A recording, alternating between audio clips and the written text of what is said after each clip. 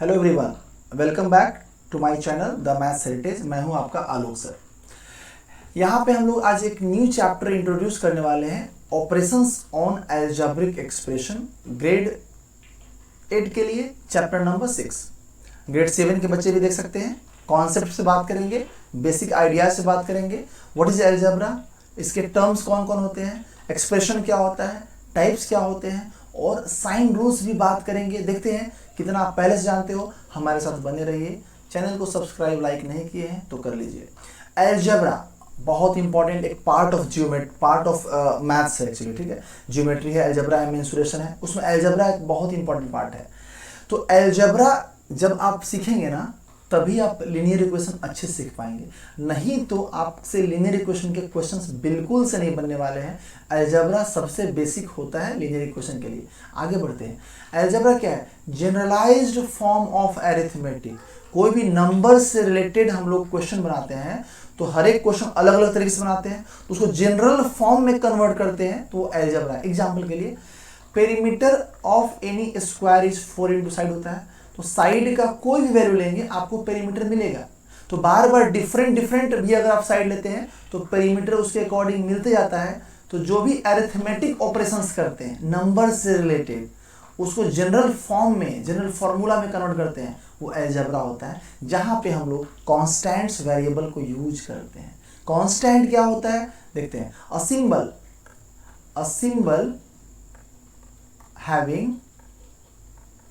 having fixed value, a symbol having fixed value, वैसा symbol जिसका कोई फिक्स्ड वैल्यू हो। एग्जाम्पल के कोई नंबर ले लेते हैं, जैसे किसी का एज है 25 ईयर्स, तो एज जो है 25 ईयर्स है तो 25 ईयर्स ही है, इसमें अभी चेंज नहीं होने वाला है, ठीक है। होगा तो 1 साल बाद होगा बाय द वे।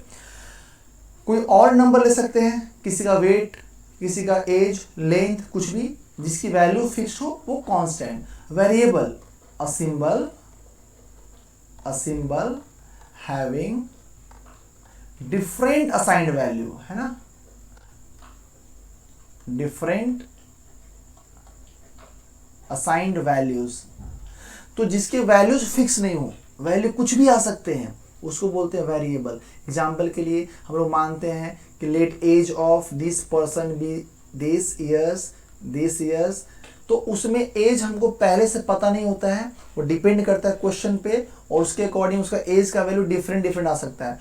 तो कोई भी वेरिएबल को हम लोग अल्फाबेट लेटर से डिनोट करते हैं, स्मॉल में, ए बी सी, मानते हो ना, x y z p q etcetera, ये सब सिंबल्स ही तो हैं।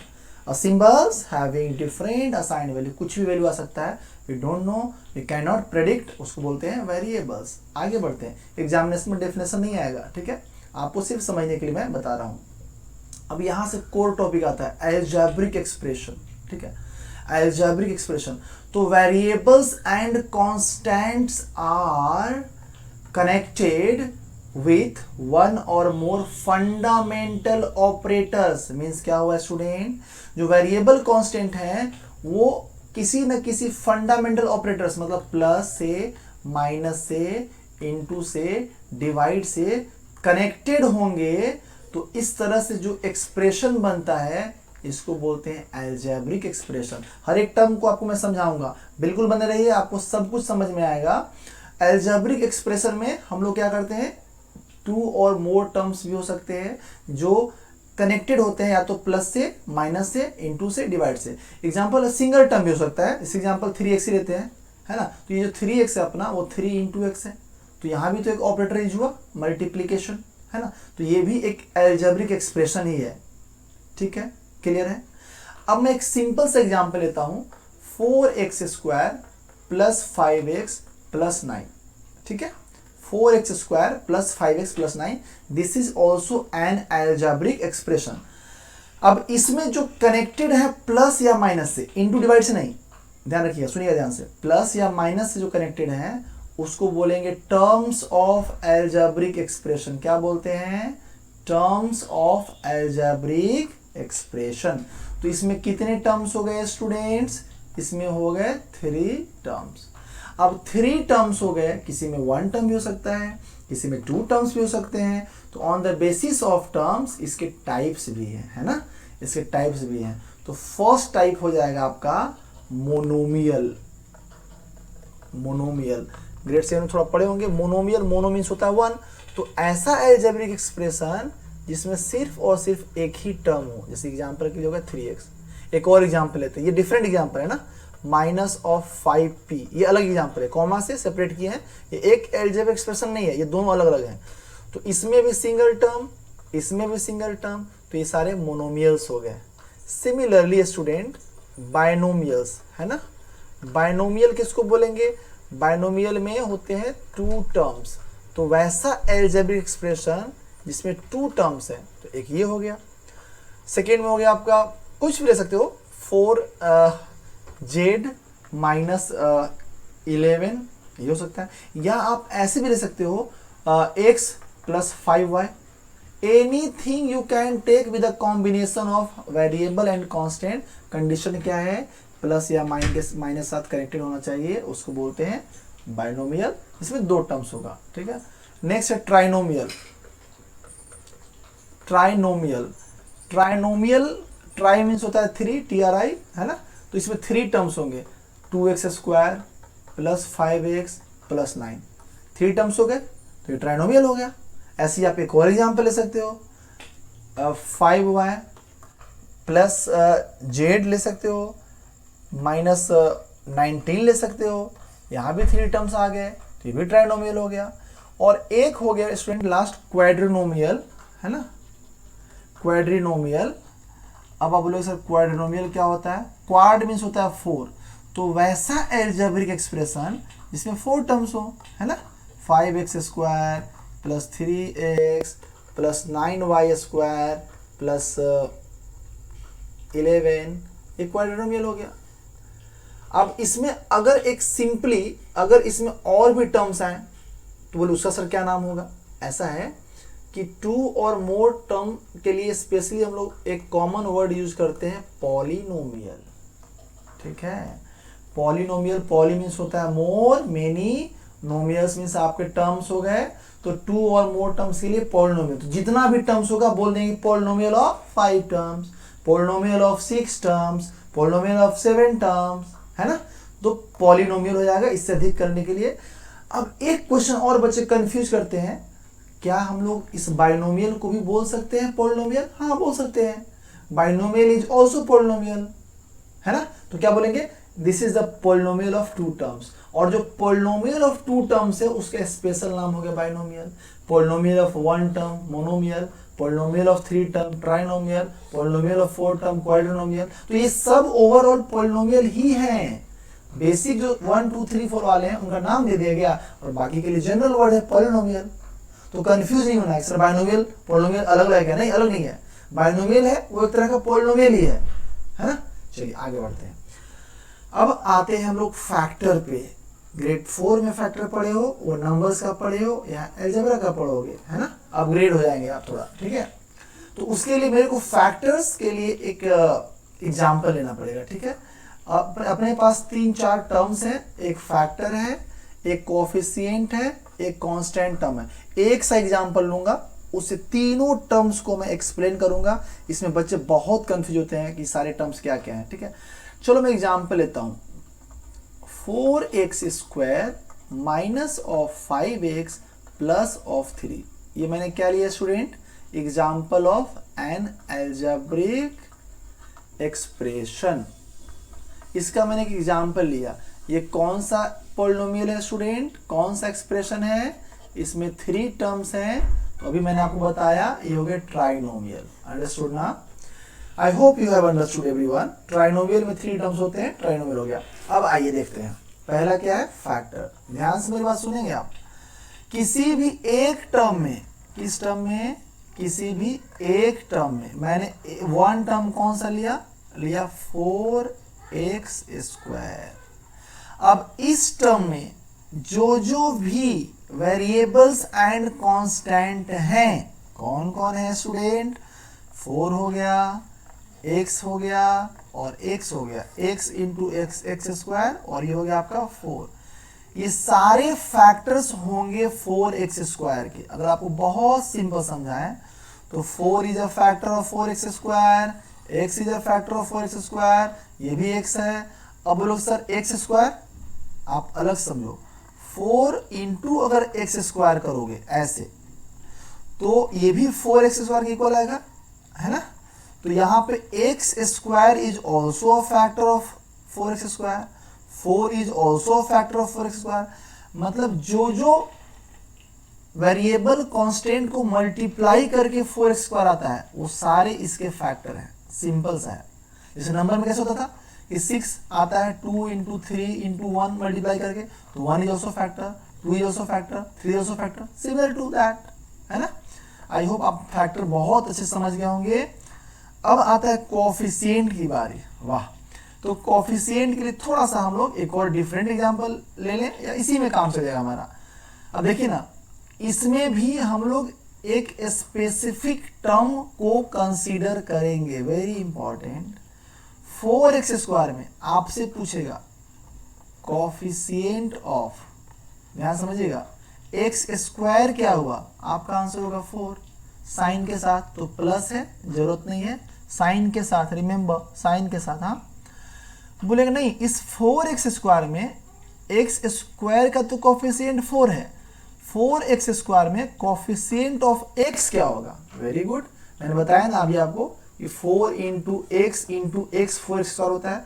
तो जिसका कोएफिशिएंट पूछे वो छोड़ के बाकी सारे कोएफिशिएंट, है ना। तो 4x² में x का कोएफिशिएंट हो जाएगा 4 इंटू x। अब पूछे नहीं, आप ये बताओ कि 4x² में 4 का कोएफिशिएंट क्या होगा, तो ठीक है, 4 का कोएफिशिएंट हो जाएगा x², क्योंकि मेरे को 4 को छोड़ देना है और बाकी जो बच जाएगा उसका कोएफिशिएंट। तो आई होप आप कोएफिशिएंट का कॉन्सेप्ट भी समझ गए होंगे। आपके लिए मैं एक और एग्जांपल लेता हूं स्टूडेंट।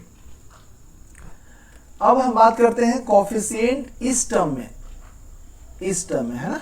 तो हमारा टर्म है -5x, इसमें कोएफिशिएंट ऑफ x क्या होगा, COE, है ना। कोएफिशिएंट ऑफ x जो होगा वो हो जाएगा -5, ठीक है ना। कोएफिशिएंट ऑफ x हो जाएगा -5। मैंने कहा था ना कि साइन के साथ लेते हैं, तो x को छोड़ के बच गया -5। बोले कोएफिशिएंट ऑफ 5x क्या होगा, कोएफिशिएंट ऑफ 5x क्या होगा, तो -1 हो गया, क्योंकि 5x को छोड़ के फिर से हमारा -1 तो आप बचता है इधर ना, तो -1 हो जाएगा। ऐसे ही आप किसी भी कोएफिशिएंट निकाल सकते हैं। अब एक चीज यहाँ फिर से थोड़ा सा मिसिंग हो रहा है, इसको देखेंगे हम लोग, मिसिंग नहीं है, सामने अपना लिटरल और न्यूमरल फैक्टर। मैंने फैक्टर बताया कि 4x जो है 4x² के फैक्टर्स हैं। अब बोलेगा न्यूमरल फैक्टर, न्यूमेरिकल फैक्टर मतलब नंबर वाला फैक्टर, तो 4x² में 4 नंबर है, तो यहाँ पे न्यूमरल फैक्टर हो जाएगा 4 और लिटरल फैक्टर हो जाएगा x²। लिटरल मींस लेटर से बना हुआ वर्ड है, तो जो लेटर होंगे x, y, z, p, q वो लिटरल फैक्टर, जो नंबर से बने होंगे numeral factor. I hope you have understood factors, coefficient. अब नेक्स्ट है constant term, which is very easy और इजीएस्ट वन। कांस्टेंट जो हम लोग पढ़े थे स्टूडेंट लास्ट में, क्या symbol having fixed value means number आप याद करो, नंबर में यहां भी नंबर है 5, यहां भी नंबर है 4, लेकिन वैसा नंबर, वैसा टर्म जिसमें वेरिएबल नहीं हो। तो देखो इधर ध्यान से, आप 5x में यहाँ वेरिएबल है, x² x है यहाँ पे -5x, ये नहीं होगा। 4x² में वेरिएबल है, नहीं होगा। 3 जो है +3, इसमें वेरिएबल नहीं होगा, ये कांस्टेंट है, लेकिन कांस्टेंट टर्म है। Term is different, constant is different. 4 is also constant, 5 is also constant, लेकिन जब कांस्टेंट टर्म की बात आएगी तो वहां पे 3 इज कांस्टेंट टर्म, इस ऊपर वाले एग्जाम्पल में, क्योंकि 3 के साथ कोई भी वेरिएबल नहीं है। एक और एग्जाम्पल लेता हूं, आपको क्लियर हो जाएगा। 5x -11, इसमें कांस्टेंट टर्म क्या है, -11, क्योंकि 11 के साथ कोई वेरिएबल नहीं है, 5 के साथ वेरिएबल है ना। तो चलिए, आपको कांस्टेंट टर्म भी समझ में आ गया होगा। अब आपका एक और टॉपिक डील करते हैं, फिर हम लोग इस एक वीडियो कंक्लूड करेंगे, क्योंकि हमें नेक्स्ट आप देख सकते हो, नेक्स्ट मैं एडिशन सिखाने वाला हूं, मैं आपको दिखा देता हूं। आप रेडी रहना नेक्स्ट वीडियो के लिए, एडिशन ऑफ अलजेब्रिक एक्सप्रेशन, और उसके बाद सब्ट्रैक्शन सिखाऊंगा एक वीडियो में, अच्छे सिखाऊंगा। उसके बाद मल्टीप्लिकेशन डिवीजन भी सिखाऊंगा सेपरेट वीडियो में, तो ज़्यादा लंबा भी वीडियो नहीं होगा, आप सीखेंगे भी like a simple physical class. और आप बने रहिए लाइक एंड अनलाइक टर्म। तो नाम है टर्म्स, आप पढ़े होंगे लाइक एंड अनलाइक डेसिमल्स, आप पढ़े होंगे लाइक एंड अनलाइक फ्रैक्शंस, आज पढ़ेंगे like and unlike terms in algebraic expression. तो मैं एक एग्जांपल लिखता हूँ, ठीक है। 5x² minus 9x 4x² 7x 11 and एक और एग्जांपल लेता हूँ 15। I have taken 1 2 3 4 5 6, I have taken 6 algebraic terms, terms। अब ये सारे जो टर्म्स है स्टूडेंट, इसमें दो चीज आपको ऑब्जर्व करने हैं। कितने? दो फैक्टर्स मतलब वो फैक्टर नहीं, दो चीजें ऑब्जर्व करनी है। पहला जो है वो इनके वेरिएबल्स ऑब्जर्व करने हैं और फिर इनके पावर्स ऑब्जर्व करने हैं। तो वेरिएबल्स इसमें x वाले हैं, ये दोनों तो अपने कांस्टेंट टर्म हो गए, इनको आप साइड ही कर दो। जिसमें वेरिएबल है वो सब में 4 में x है, लेकिन क्या सब में पावर इक्वल है? आपको पता है ना कि दोस्ती जो होता है, फ्रेंडशिप होता है, वो हमेशा इक्वल बराबर लोगों की दोस्ती चलती है ना। तो यहाँ भी लाइक टर्म्स जो हैं एक ही जैसे हैं, उनके बीच ही एडिशन सब्ट्रैक्शन होने वाला है। और एडिशन सब्ट्रैक्शन जो होता है वो हमेशा अलजेब्रिक एक्सप्रेशन का वो हमेशा लाइक टर्म्स का ही होता है। इसीलिए पहले हम लोग को लाइक अनलाइक टर्म्स पढ़ने हैं। तो अभी मैं बात करता हूँ लाइक टर्म्स की। तो 5x² एंड 4x² ये दोनों लाइक टर्म्स हैं, क्योंकि दोनों का वेरिएबल x है और दोनों का पावर 2 है। आई होप बहुत क्लियर हुआ होगा आपको। मैंने पहले कहा ना, दो चीज देखने हैं, वेरिएबल सेम होना चाहिए और पावर भी सेम होना चाहिए। अब नेक्स्ट जो है स्टूडेंट, एक 9x अपना है और एक 7x है। ये दोनों में आप देखो वेरिएबल x है और दोनों का पावर 1 है, कुछ नहीं है मतलब पावर 1 है। तो ये दोनों लाइक टर्म्स हो गए। और कांस्टेंट टर्म में आपका 15 हो गया और 11 हो गया, दोनों कांस्टेंट है तो ये कांस्टेंट टर्म्स हो गए, ये भी लाइक टर्म्स हो गए, है ना। एक और एग्जांपल लेता हूं, आपको बहुत क्लियर होगा, क्योंकि इतना क्लियर आपको नहीं होगा, ठीक है। 3xy minus 5yz minus 7yx and 11xy²।